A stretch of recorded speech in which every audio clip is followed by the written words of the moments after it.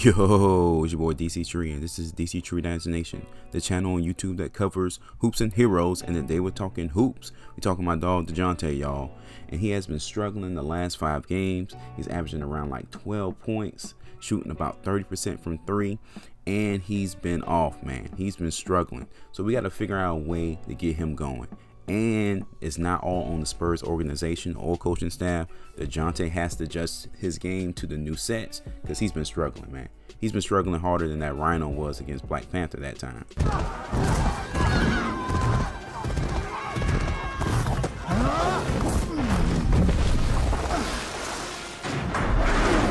He's been struggling harder than Trae Young's ankles. This happens, you play long enough and oh, look out. You might have to ice not only his ankle, but his ego after that one. Dejounte Murray's game has been struggling like Gotham's goons. Y'all get what I'm trying to say, man. He is struggling on the offensive end. Very different from what he has been doing to the prior 5 games, heck, the prior 10 games for the San Antonio Spurs. So what can he do to turn the corner and get used to the new sets and to stay aggressive? But before I jump too deep into it, if you like my content, please sub to the channel, hit that like button, and don't forget to hit that bell for more videos. Thank you so much for the continued support. Okay, before I get too deep into this video, this is a video that, talks about Dejounte's offense, but I have to say I was still kind of surprised that he's basically still averaging and maintaining the same numbers despite slumping for the last few games. He's still averaging 17.7 points per game, 8.3 rebounds, 8.4 assists. So he's still maintaining, that strong 18, 8, and 8 that he had, earlier this year, on a tear. But clearly his offense has taken a step back. He had a few games where he was averaging over 20 points. He was closer to averaging 20 than he ever had been before, and now he's slumping now. So one of the things I've noticed in the last 5 games is that the San Antonio Spurs are playing him a lot more off the ball, and he doesn't have the ball in his hands as much, and that has actually been a better decision for the team as a whole. It's not necessarily translating to more wins necessarily, because we have been playing lesser teams, but it has, gotten people to wake up a little bit. Derek White has been playing well. Keldon Johnson looks a little bit better. Lonnie has been looking a little bit better. But to be fair now, somehow, some way, with less, time with the ball in his hands, Murray is still leading the team in assists. He's still maintaining his assist numbers, triple-double one game, 9 assists in that loss, that recent loss. He's still rebounding the ball very well. So he's still doing other things to keep the Spurs in the game. But his offense has just been slumping. So the Spurs need him to score and they need White to score. It's not either or. Because if that's the case, we're probably going to lose a game against any team that's somewhat better than us, even a Hornet squad missing LaMelo.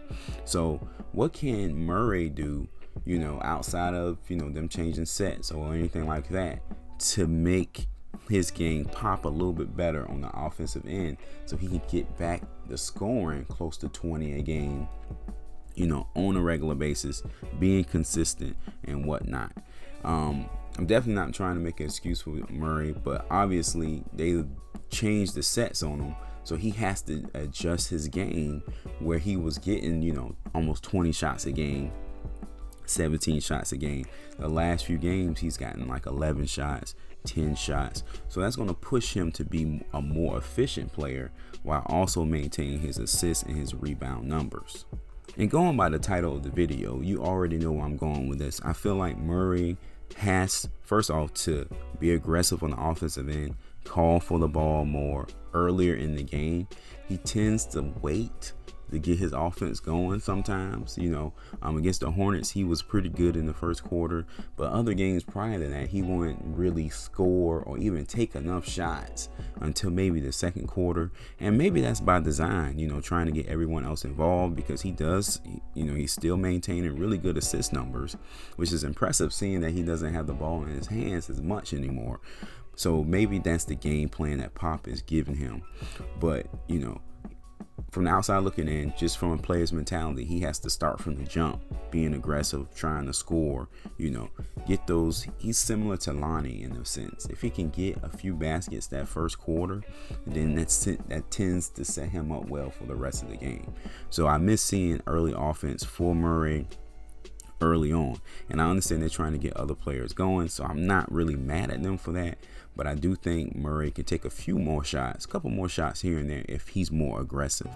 Also, he has to return to the mid-range. Mid-range is where his bread and butter is. He's a mid-range shooter. He's been working on that floater, okay? He's been working on the backboard shot, if you notice, aka Tim Duncan. Of course, he's not on the same level of Tim Duncan with the backboard shot, but I noticed he's been doing that, okay? He has to return to the mid-range, and the numbers don't lie. In the last 5 games, he's taken 21 threes. He's only made 7 of them. Okay, that's a lot of 3-point shots. 2 for 5 against the Hornets. I think the game before that, he took 8 threes. And I understand, playing off the ball, you may have to take some shots at the end of plays or whatnot, but don't forget where your bread and butter is, young fella. Go into that mid-range and make something happen. Because today's NBA will lull you to sleep with the 3-point shot. He's been shooting like 34% for the year from the 3-point line. So he hasn't made it there with his 3-point shot yet. Does he need to make it there? Sure. That's a big part of a game, a guard's game in today's league. But just like I've said about Lonnie in other videos, is percentages don't lie. Okay, you should know your percentage. Lonnie is shooting like 28%, I think, maybe 29%. Murray is 34%. Derek White is at 28%. And these guys are still letting it fly. Now, again, that could be completely Pop's plan and the coaching staff plan, like keep shooting, which I understand to a certain perspective, because you have to be able to hit that shot at some point. But to me, I want Murray to still take the 3, but he could go in, especially that game when he had 8 attempts. And, you can turn that into 5 or 6 attempts and take more, backboard mid-range jumpers that you're comfortable with, more free throw jump shots that you're comfortable with, coming off the pick and roll. His pick and roll game has been excellent. That's why his assist numbers are doing very well.